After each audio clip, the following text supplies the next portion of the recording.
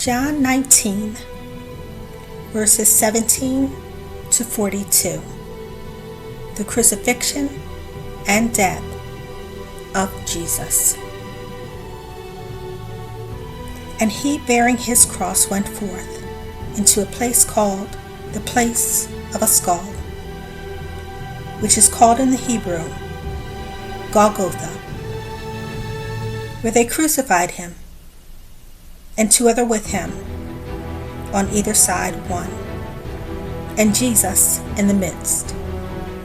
And Pilate wrote a title and put it on the cross, and the writing was, Jesus of Nazareth, the King of the Jews.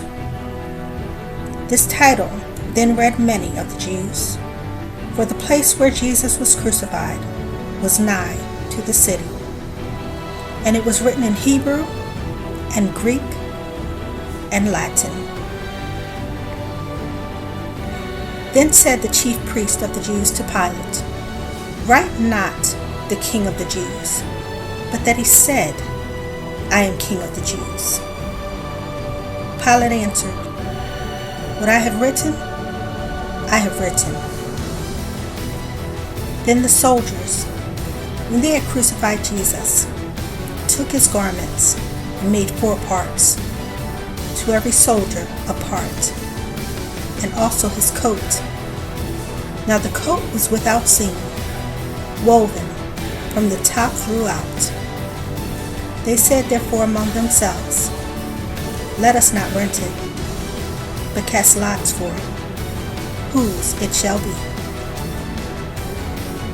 that the scripture might be fulfilled, which saith, They parted my raiment among them, and for my vesture they did cast lots.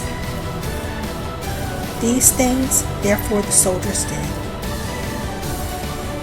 Now there stood by the cross of Jesus his mother, and his mother's sister, Mary, the wife of Cleophas, and Mary Magdalene. When Jesus therefore saw his mother, and the disciple standing by, whom he loved, he saith unto his mother, Woman, behold thy son. Then saith he to the disciple, Behold thy mother. And from that hour that disciple took her unto his own home.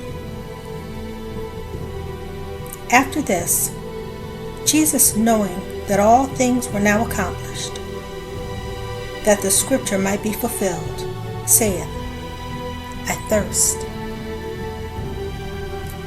Now there was set a vessel full of vinegar, and they filled a sponge with vinegar, and put it upon hyssop, and put it to his mouth. When Jesus therefore had received the vinegar, he said, It is finished. And he bowed his head, and gave up the ghost. The Jews therefore, because it was the preparation, that the body should not remain upon the cross on the Sabbath day, for that Sabbath day was a high day, besought Pilate that their legs might be broken, and that they might be taken away.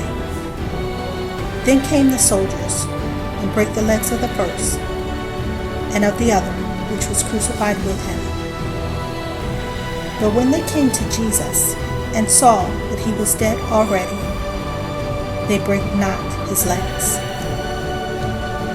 But one of the soldiers with a spear pierced his side, and forthwith came there out blood and water. And he that saw it bare record, and his record is true, and he knoweth that he saith true, that ye might believe. For these things were done, that the scripture should be fulfilled. A bone of him shall not be broken. And again another scripture saith, They shall look on him whom they pierced. And after this, Joseph of Arimathea, being a disciple of Jesus, but secretly, for fear of the Jews, besought Pilate that he might take away the body of Jesus, and Pilate gave him leave. He came therefore and took the body of Jesus.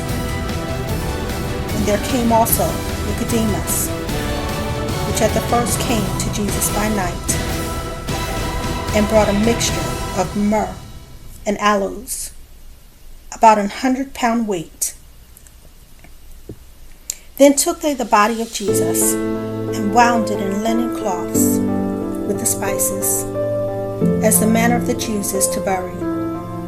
Now in the place where he was crucified there was a garden, and in the garden a new sepulchre, wherein was never man yet laid. There laid they Jesus, therefore, because of the Jews' preparation day, for the sepulchre was nigh at hand. May God add a blessing to the reading of His holy word.